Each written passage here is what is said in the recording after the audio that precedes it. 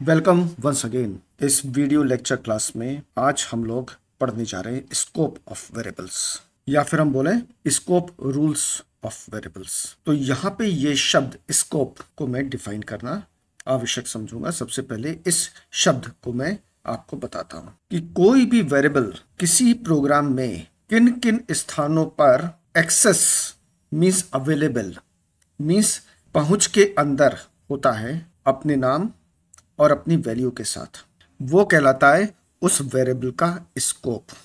यदि मैं इंग्लिश में बोलूं तो स्कोप रूल या scope of a variable tells that in which places the variable is accessible by its name and its value. अब दूसरा सवाल पैदा हो जाता है कि भाई प्रोग्राम में कहाँ किन किन स्थानों पर कोई वेरिएबल अपने नाम और वैल्यू के साथ अवेलेबल है। तो ये स्थान क्या किसी प्रोग्राम में अलग अलग होते हैं? बिल्कुल होते हैं, और ये चीज मैं आपको एक प्रैक्टिकल एग्जांपल से दिखाता हूँ।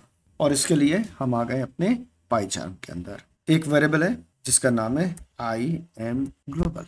अभी आप इसको एक नाम मान के ही चलिए, और यहाँ पे इसकी वैल्यू मैंने 10 असाइन कर दी। एक फंक्शन की डेफिनेशन है और इस फंक्शन का नाम है fun1। इसके अंदर आई एम लोकल नाम का एक वेरिएबल है जिसकी वैल्यू है 20। प्रिंट किया। आई एम लोकल की वैल्यू को देखने की कोशिश करेंगे। आई एम लोकल यहाँ पे हमने लिख दिया, अंडरस्कोर है। 2 लाइन का ये फंक्शन है। एक फंक्शन मैं और बनाता हूँ fun2 के नाम से, और आई एम लोकल 2 के नाम से एक वेरिएबल बनाता हूँ और इसकी वैल्यू को भी प्रिंट कर देते हैं। और तीसरा जो बनाने जा रहे हैं ना, वो हो रहा है हमारा मेन। और मेन के अंदर मैंने एक वेरिएबल बनाया आई एम मेन ग्लोबल, और इसकी वैल्यू मैंने दे दी 40। अब यहाँ पे यदि आप ध्यान से देखेंगे तो हमारे पास 3 मोटे मोटे स्कोप निकल के आते हैं, मीन्स 3 स्थान निकल के आते हैं। एक वो जो पूरा प्रोग्राम है, एक वो जो किसी ब्लॉक के अंदर का स्थान है, जैसे fun1 नाम के इस फंक्शन के अंदर के स्टेटमेंट्स मीन्स fun1 का ब्लॉक। इसी प्रकार ये fun2 नाम के फंक्शन का ब्लॉक, और ये हमारा मेन। तो हुए मोटे मोटे 3 स्थान। जो वेरिएबल टॉप में लिखा हुआ होता है वो कहलाता है ग्लोबल वेरिएबल या फिर ग्लोबल स्कोप वाला वेरिएबल, और जो वेरिएबल मेन में डिफाइन होता है ये भी हमारा ग्लोबल वेरिएबल होता है। ग्लोबल स्कोप लिख सकते थे। जो वेरिएबल्स किसी फंक्शन के अंदर डिक्लेयर किए जाते हैं, बनाए जाते हैं, उनको हम कहते हैं लोकल स्कोप या फिर लोकल वेरिएबल। अब ये जो वर्ड्स है ना, ग्लोबल और लोकल, ये तय करते हैं कि कोई वेरिएबल अपने नाम और अपनी वैल्यू के साथ कहाँ पे प्रोग्राम में अवेलेबल होगा। कहाँ का मतलब मैंने क्लियर कर दिया है। ग्लोबल, लोकल किसी ब्लॉक का, किसी फंक्शन का, और एक मेन। ठीक। अब यहाँ पर ग्लोबल वेरिएबल का रूल हम समझेंगे। भाई ग्लोबल वेरिएबल का एक ही रूल है कि वो पूरे प्रोग्राम में कहीं पर भी अपने नाम के साथ, अपनी वैल्यू के साथ अवेलेबल है, एक्सेसिबल है। फॉर एग्जाम्पल मैंने यहाँ पे प्रिंट करने की कोशिश की, प्रिंट आई एम ग्लोबल, और इसकी वैल्यू शो करो भाई। इसी प्रकार से दूसरे फंक्शन में भी हमने इसको शो करने की कोशिश की।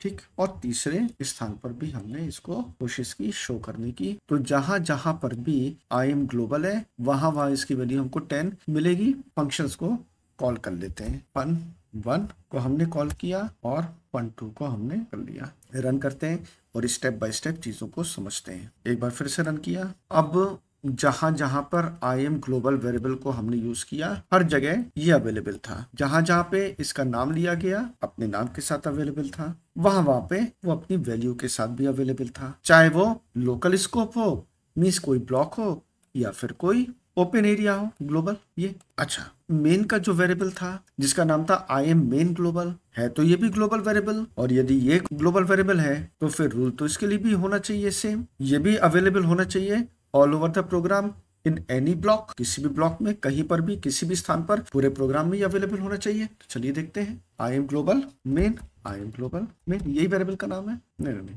ये नाम ये है, आई एम मेन ग्लोबल। यहाँ पर भी हमने वही वेरिएबल को यूज कर लिया। और खैर यहाँ पर तो ये मिलेगा ही मिलेगा, क्योंकि यहीं का तो ये वेरिएबल है मेन का। रन करते हैं मिला, ये हर जगह मिला 40 40 40 दोनों फंक्शंस में ये भी अवेलेबल है।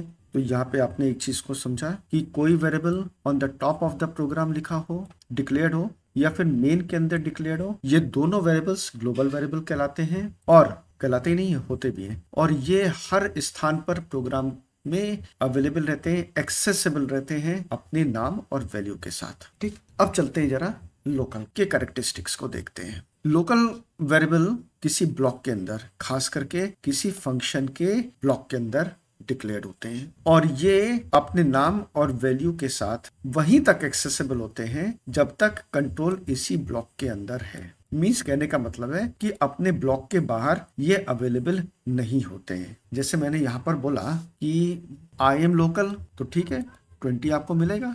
अगर मैं यहाँ पे बोलूं कि आई एम लोकल नाम का वेरिएबल तो fun1 का वेरिएबल था, ये fun1 के ब्लॉक के अंदर था, इसका मतलब है वो fun1 का लोकल वेरिएबल था, तो यहाँ पर भी वो मिल जाए, तो ये नहीं हो पाएगा। तो कोई अभी से लाल लाइन दिखा रहा है, बोलेगा भाई कि सॉरी मैं नहीं जानता हूँ कि ये आई एम लोकल क्या है। यहाँ पे कोई दिक्कत नहीं है, लेकिन यहाँ पे दिक्कत है क्योंकि ये लोकल वेरिएबल है। लोकल वेरिएबल अपने स्कोप के बाहर एक्सेसिबल नहीं होता है। क्लियर, ये कहीं पर भी अवेलेबल नहीं है एक्सेप्ट कि जब तक कंट्रोल उस ब्लॉक में होता है। ठीक, अब ये आपने एक बहुत ही इंपॉर्टेंट और सीधे सीधे समझने योग्य परिभाषा और इसका प्रैक्टिकल देख लिया कि ग्लोबल स्कोप और लोकल स्कोप क्या होता है। अब चलते हैं और थोड़ा सा टेक्निकल हो जाते हैं।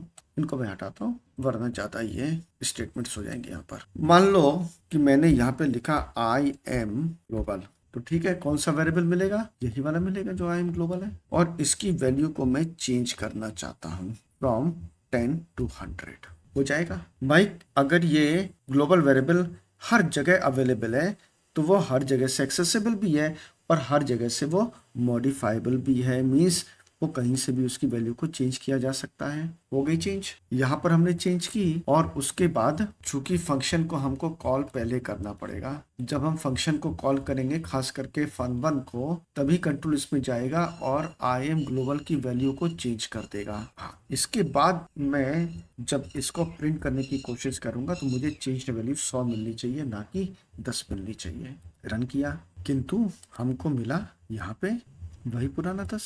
भाई ये क्या हो गया? इसको एक्सेस करने की कोशिश की है, लेकिन पाइथन में एक प्रॉब्लम है। पाइथन में किसी नए वेरिएबल को डिक्लेयर करना होता है तो आप सीधे एक नाम लिखते हो और उसको वैल्यू असाइन कर देते हो। तो इस प्रकार से जब हमने सीधे एक नाम लिख के वैल्यू असाइन कर दी तो इंटरप्रेटर को लगा कि हमने कोई नया वेरिएबल बनाया है और उसकी वैल्यू है 100, जिसका नाम है आई एम ग्लोबल। कोइंसिडेंटली दोनों नाम सेम है, उससे कोई फर्क नहीं पड़ता है, लेकिन चूंकि दोनों अलग अलग स्कोप्स में है, एक लोकल स्कोप का वेरिएबल है, एक ग्लोबल स्कोप का वेरिएबल है, दोनों का स्कोप अलग अलग है, इसलिए पाइथन के इंटरप्रेटर को कोई दिक्कत नहीं हुई एक लोकल वेरिएबल बना देने में। और यहाँ पे जब हम ये लिखेंगे कि आई एम ग्लोबल की वैल्यू को प्रिंट करो तो किसकी वैल्यू देगा? 10 देगा कि 100 देगा? तो यहाँ पे एक छोटा सा रूल और आप याद रखिए कि local variables always get preference. अब लोकल वेरिएबल को प्रेफरेंस मिल जाएगी और लोकल वेरिएबल है 100 वैल्यू के साथ,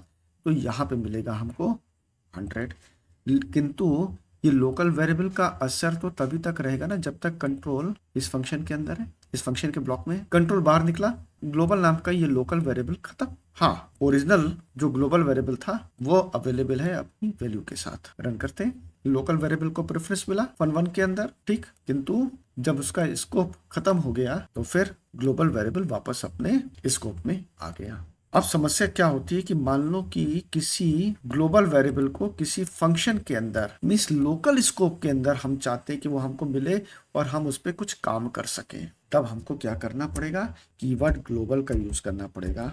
और बताएंगे भाई अब की बार हम लेने जा रहे हैं वो जो वेरिएबल है ना, पहले ही मैंने बोल दिया यहाँ पे कीवर्ड ग्लोबल यूज किया है कि आई एम ग्लोबल नाम का जो वेरिएबल अगली लाइन में तुमको मिलने जा रहा है ना, ये कोई लोकल वेरिएबल नहीं है, फिर से मत बनाओ, बल्कि इसी वेरिएबल को यूज करने में जा रहा हूँ। इसकी वैल्यू को मुझे यूज करना है, इसकी वैल्यू को मुझे किसी काम में यूज करना है या फिर उसकी वैल्यू को मॉडिफाई करना है। अब कोई दिक्कत नहीं होगी, इसकी वैल्यू मींस इस ग्लोबल वेरिएबल की वैल्यू 100 हो जाएगी, 10 नहीं रहेगी, जैसा कि मैंने पिछली बार आपको बताया था। रन किया, अब देखो आ गई। इसने भी दिया 100 और यहाँ तो खैर 100 आना ही आना है। तो ग्लोबल कीवर्ड जब हमने यूज किया तो फिर ग्लोबल वेरिएबल एक्सेस होने लगा और उसकी वैल्यू को हमने यहाँ पे मॉडिफाई कर दिया। अब मैं आपको कुछ और थ्योरी बताता हूँ जो कि इन्हीं प्रैक्टिकल पे आधारित होगी। उसके लिए मैं आपको ले चलता हूँ थ्योरी वाले पोर्शन में। अब मैं जरा fun2 को यहाँ से हटा रहा हूँ तो हमारे पास सीधा सीधा एक मेन, एक लोकल fun1 का ब्लॉक ये और एक global block. Scope of variables, इसको आपने प्रैक्टिकली प्रोग्रामिंग के थ्रू समझा। अब हम लोग चलेंगे इसके थ्योरेटिकल कंसेप्ट पे। थ्योरेटिकल कंसेप्ट पे इसीलिए हम लोग बाद में आए क्योंकि जब आपने प्रैक्टिकल देख लिया तो अब जो चीजें होंगी थ्योरेटिकली आपके सामने तो तस्वीरें अधिक स्पष्ट हो जाएंगी और आपको अधिक समझ में आने लगेगा। तो स्कोप ऑफ वेरिएबल्स में आगे बढ़ते हुए सबसे पहले हम लोग देखेंगे what are name spaces in Python. ये पाइथन में नेम स्पेस मतलब क्या होता है। यदि ब्रॉडली देखा जाए तो नेम स्पेस एक वो स्थान होता है पाइथन के इंटरप्रेटर के पास या कहीं पाइथन के पास जहां पे वो अपने variables, identifiers, classes, functions, objects, ये सारी चीजें एक स्थान पर इस प्रकार से रहे कि वो अपने नामों के साथ अलग अलग ब्लॉक्स में सेपरेट हो जाए, जिससे कि पाइथन के इंटरप्रेटर को इनको समझने में, इनको एक्सेस करने में कहीं कोई दिक्कत ना हो और साथ में कभी भी एक दूसरे के साथ ये variables, classes, objects, functions clash ना करें। नेम इनका यूनिक हो, अलग अलग हो, स्कोप्स अलग अलग बने, जिसमें कि ये सारी प्रोग्राम के जो पार्ट्स होते हैं, प्रोग्राम की जो एंटाइटीज होती हैं वो होल्ड होके रखे रहें। और ये चीज यहाँ पर भी लिखी हुई है। नेक्स्ट, नेम स्पेस की आवश्यकता क्यों पड़ती है, क्यों ये इसेंशियल होती है। सबसे पहले ये सेम नेम अगर दो फंक्शंस का, दो वेरिएबल्स का, दो क्लासेस का, दो ऑब्जेक्ट का, तो यहाँ पे एक कंफ्यूजन, एक कन्फ्लिक्ट पैदा हो जाएगा जो नेम स्पेस सॉल्व करते हैं। अच्छा, ये जो नेम स्पेस होती है ना, ये कोई अलग से कहीं जाके बिल्ट होने वाला एनवायरनमेंट नहीं है, बल्कि ये स्वयं आपका प्रोग्राम है। और जब हम प्रोग्राम को बनाते हैं तो ये एनवायरनमेंट हम लोग ऑटोमेटिकली बिल्टअप करते चले जाते हैं, स्पेशली पाइथन में। देखिए कैसे। अब एक बार फिर से इस प्रोग्राम को आप ध्यान से देखें तो इंडेंटेशन के थ्रू हमने अपने खुद के नेम स्पेसेस क्रिएट कर लिए। Global name space, built in name space, enclosing और लोकल। अब इनमें खास बात यह होगी कि यहाँ पे कोई भी दो एक जैसे नाम की चीजें नहीं हो सकती हैं, चाहे वो दो एक जैसे नाम के फंक्शंस हों या फिर दो एक जैसे नाम के वेरिएबल्स हों। ये नहीं हो सकते, एक ही स्कोप के अंदर, एक ही नेम स्पेस के अंदर वो नहीं हो सकते। इस बात का ध्यान पाइथन का इंटरप्रेटर रखता है, जिससे कि भविष्य में या प्रोग्राम के एग्जीक्यूशन के समय किसी प्रकार की कोई दिक्कत, कोई कंफ्लिक्ट ना पैदा हो। और इस प्रकार से जो अंतिम लाइन कहती है कि एक जैसे नाम के क्लासेस हो, वेरिएबल्स हो या फंक्शंस हो, वो एग्जिस्ट कर सके, किंतु उनका एनवायरनमेंट, उनका नेम स्पेस अलग अलग हो, जिससे कि किसी प्रकार का कोई कंफ्लिक्ट ना हो। ये हमने देखा था जब हम लोग ने आर्ग्यूमेंट्स पास कर रहे थे, पैरामीटर्स में रिसीव कर रहे थे, तो मैंने बताया था ना उस समय कि आप नेम को चेंज भी कर सकते हैं, नेम को सेम भी रख सकते हैं। मैंने क्या किया था, स्टार्टिंग के प्रोग्राम्स में नेम को सेम रखा था। तो सेम नेम के दो वेरिएबल्स बने थे, आर्ग्यूमेंट भेजने वाला और पैरामीटर रिसीव करने वाला, दोनों एक जैसे नाम के थे और कभी कोई दिक्कत नहीं हुई। क्यों? क्योंकि एक था ग्लोबल नेम स्पेस का वेरिएबल जो आर्ग्यूमेंट था और एक था लोकल नेम स्पेस का वेरिएबल जो आपका पैरामीटर था। ये जो सीन मैं आपको दिखा रहा हूँ ना कह के स्पीच के थ्रू, क्या ये आपको याद आ रहा है मैं कब की बात कर रहा हूँ? जब हम लोग सीख रहे थे functions with different type of parameters या डिफरेंट टाइप ऑफ आर्ग्यूमेंट्स, वहाँ पर, और उसके ठीक पहले कि किसी फंक्शन में पैरामीटर्स या आर्ग्यूमेंट्स को पास कैसे किया जाता है, उस वाले वीडियो पे, मीन्स ठीक इसके पहले वाले वीडियो पे अगर आप वापस आएंगे तो आपको ये चीज़ क्लियर हो जाएगी, जो चीज़ मैं यहाँ पे आपको दिखाना चाह रहा हूँ। जो आर्ग्यूमेंट था मीन्स भेजने वाला, वो था हमारा ग्लोबल नेम स्पेस में, और जो रिसीविंग पैरामीटर्स थे जो फंक्शन के अपने लोकल वेरिएबल्स के रूप में जाने जाते हैं, वो लोकल नेम स्पेस के अंतर्गत आ रहे थे। तो दो अलग अलग नेम स्पेस में एक जैसे नाम के दो वेरिएबल्स चल जा रहे थे बड़े आराम से, ये चीज यहाँ पे कही जा रही है। अब पाइथन के जो अलग अलग एंटिटीज होती हैं, अलग अलग हिस्से होते हैं, उन सबको ऑर्गेनाइज करके इस प्रकार से हम नेम स्पेसेस के अंदर रखते हैं कि कोड की रीडेबिलिटी एनहेंस हो जाती, मीन्स कोड को पढ़ना ज्यादा आसान और ज्यादा बेटर हो जाता है, और इससे मॉड्यूलरिटी और यूजेबिलिटी भी आसानी से संपन्न हो सकती या हो जाती है। अब नेम स्पेस कितने प्रकार की होते हैं, कितने टाइप्स की होती है? लोकल नेम स्पेस, इनको हम देखो, नेम स्पेस को हम एनवायरनमेंट भी कहते हैं, तो लोकल नेम स्पेस या फिर local environment, global name space या फिर global environment, built in name space या फिर बिल्ट इन एनवायरनमेंट। इन तीनों के विषय में एक एक करके हम लोग अभी पढ़ते हैं, जाते हैं। हाँ, इन तीन के अलावा एक और भी होता है नेम स्पेस, उसको हम कहते हैं एनक्लोजिंग नेम स्पेस। ये भी हम लोग आने वाले समय में देखेंगे। अब यहाँ से आगे बढ़ने से पहले मैं रिविजिट करने जा रहा हूँ, रिकैप करने जा रहा हूँ दो चीजों का। पहली, यदि एक ही प्रोग्राम में एक जैसे नाम के दो वेरिएबल्स हों, यहाँ पर मेन के अंदर मैंने x और y नाम के दो वेरिएबल्स बनाए हैं, जिसमें से x की वैल्यू 10 है और y की वैल्यू 20 है। अब x और y को मैंने फंक्शन 1 में एज अ आर्ग्यूमेंट रखा और फंक्शन 1 के अंदर यहाँ पे इनकी वैल्यूज की कॉपी पहुंचा दी। अब x की वैल्यू की कॉपी इस x में और y की वैल्यू की कॉपी इस y में। अब यहाँ पर एक प्रोग्राम के अंदर दो एक जैसे नाम के वेरिएबल हों तो क्या हमारे इंटरप्रेटर को कोई दिक्कत हो सकती है? हाँ, दिक्कत होगी। यदि दोनों नेम एक ही स्कोप में है तो दिक्कत क्या होगी? पुराने वेरिएबल की वैल्यू को एक तरीके से मान के चलते हैं कि नए वेरिएबल की वैल्यू रिप्लेस कर देगी, किंतु यहाँ पे x और y fun1 के लोकल वेरिएबल्स है, लोकल नेम स्पेस में है, लोकल एनवायरनमेंट में है। वेरएस ये xy जो है ये ग्लोबल एनवायरनमेंट में है, इनका स्कोप अलग है और इनका स्कोप अलग है, इसलिए ये दोनों मजे में रिसाइट करेंगे। नेम स्पेस को रिजॉल्व करने में इंटरप्रेटर को कोई दिक्कत नहीं होगी, क्योंकि दोनों का नेम स्पेस, दोनों का एनवायरनमेंट, दोनों का स्कोप बिल्कुल अलग अलग है। इसलिए यहाँ पर आप रिसीविंग पैरामीटर्स को सेम नेम का भी दे सकते हैं और डिफरेंट नेम का भी दे सकते हैं। आप चाहे तो उनको अलग अलग वेरिएबल नेम्स में भी रिसीव कर सकते हो, कोई दिक्कत नहीं है, क्योंकि ए बी का लोकल नेम स्पेस है और एक्स वाई का ग्लोबल है।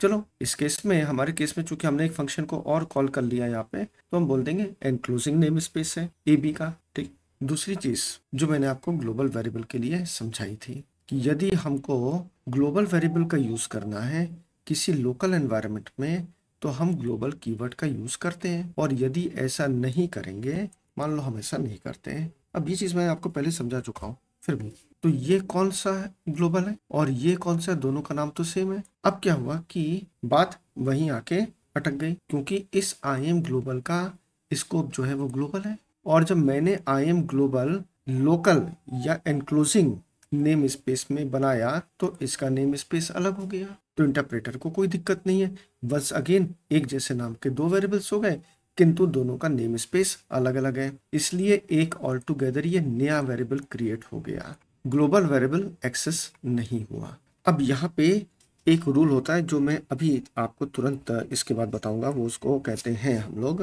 LEGB रूल, जो कि होता है लोकल, एनवायरनमेंट, ग्लोबल और बिल्ट इन। अब जब आई एम ग्लोबल को रिजॉल्व करने लगा इंटरप्रेटर, तो सबसे उसने पहले देखा लोकल एनवायरनमेंट में, लोकल एनवायरनमेंट फिलहाल ये है, नहीं मिला तो एनक्लोजिंग एनवायरनमेंट में गया जिसमें ये डेफ फंग है, वहां पे इसको ये मिल गया, ठीक, यूज कर लिया।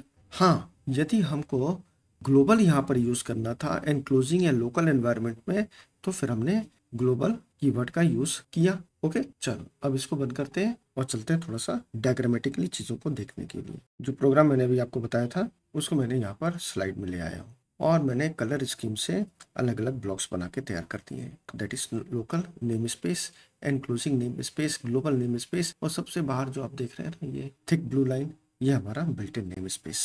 अब जब इस प्रोग्राम का एग्जीक्यूशन हुआ तो स्टार्टिंग हुई कहाँ से? मेन से, और मेन में हमारे पास दो वेरिएबल बन के तैयार हुए ग्लोबल नेम स्पेस में, एक आई एम ग्लोबल जिसकी वैल्यू 10 है और दूसरा आई एम मेन ग्लोबल। ये दो वेरिएबल्स हमारे बन के तैयार हुए किस नेम स्पेस में? ग्लोबल नेम स्पेस में। यहाँ पर। ये हो गए दोनों वेरिएबल मिल तैयार हमारे बन के। ठीक, इसके बाद अगली लाइन में जब fun1 कॉल हुआ तो कंट्रोल चला गया fun1 के अंदर, और fun1 के अंदर एक लोकल एनवायरनमेंट क्रिएट हुआ जिसमें आई एम लोकल आउटर जिसकी वैल्यू 20 है, ये हमारा वेरिएबल बन के तैयार हुआ। अब ये हमारा लोकल नेम स्पेस fun1 की बन के तैयार हो गई, जिसमें एक वेरिएबल है जिसका नाम है आई एम लोकल आउटर। इसके कुछ लाइंस को एग्जीक्यूशन के बाद कंट्रोल आया इस लाइन पर, और यहाँ पे एक फंक्शन और कॉल हो गया जिसका नाम था लोकल फन। अब चूंकि ये फंक्शन fun1 के अंदर से कॉल हुआ है तो लोकल नेम स्पेस एक और बन के तैयार हो गया, तो fun1 एनक्लोजिंग नेम स्पेस की कैटेगरी में चला गया, और इसका वेरिएबल जो था वो था I am local inner.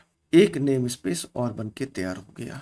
Local name space एक हो चुका है जो कि एनक्लोजिंग नेम स्पेस के अंदर है, और ग्लोबल नेम स्पेस ये बन चुका है हमारा, और ग्लोबल नेम स्पेस जिसके अंदर है एनक्लोजिंग नेम स्पेस और उसके अंदर है लोकल नेम स्पेस, और ये सब किसके अंदर है, बिल्ट इन नेम स्पेस के अंदर है। ठीक, अब यहाँ पे आपके पाइथन के इंटरप्रेटर को बड़ी आसानी होती है अपने वेरिएबल्स को रखने में, अपनी क्लासेस के ऑब्जेक्ट्स को रखने में, फंक्शंस को रखने में। सबके अलग अलग नेम स्पेस रहते हैं, कहीं किसी प्रकार का कोई कन्फ्लिक्ट नहीं होता है। अब हम लोग देखते हैं LEGB रूल क्या होता है। शुरू होता है ये लोकल, फिर एनक्लोज, फिर ग्लोबल और फिर बिल्ट इन तक जाता है। जब भी कोई नेम हम रिफर करते हैं, अब वो नाम किसी आइडेंटिफायर का भी हो सकता है, किसी फंक्शन का भी हो सकता है, किसी ऑब्जेक्ट का, क्लास का हो सकता है। यहाँ पे मैं सिर्फ एक नेम की बात कर रहा हूँ। कोई भी नेम को जब हम रिफर करते हैं, जब हम एक्सेस करते हैं, जब हम उसको यूज करते हैं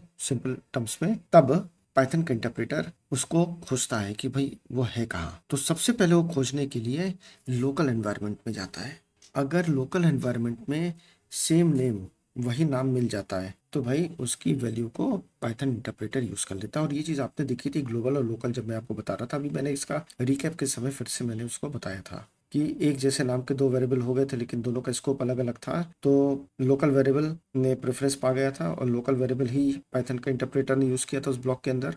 याद आ रहा है? चूंकि यही रूल था कि सबसे पहले वो नाम कहाँ देखा, लोकल एनवायरनमेंट में। लोकल एनवायरनमेंट में उस नाम का वेरिएबल मिल गया, उसकी वैल्यू को यूज कर लिया। नहीं मिलता है तो पाइथन का इंटरप्रेटर जाएगा एनक्लोजिंग एनवायरनमेंट में उसको खोजने के लिए। मिल गया, यूज कर लिया उसकी वैल्यू को। नहीं मिला तो जाएगा ग्लोबल एनवायरनमेंट में। जब मेन में हम किसी वेरिएबल को यूज कर रहे थे तो ना लोकल में मिल रहा था ना एनक्लोजिंग में मिल रहा था, वो ग्लोबल में मिल रहा था, और वहां पे भी नहीं मिलता है तो फिर बिल्ट इन एनवायरनमेंट में आपका पाइथन का इंटरप्रेटर उसको खोजने की कोशिश करता है, और फिर भी नहीं मिलता है तो फिर फाइनली एरर मैसेज हमारा प्रोड्यूस हो जाता है। तो ये थी सारी कहानी scope rule of the variables की। थोड़ा सा लेंथी वीडियो हुआ है लेकिन मुझे पूरी आशा है कि आपको ये समझ में अच्छे से आ रहा होगा। सो मिलते हैं अपने अगले वीडियो क्लास में।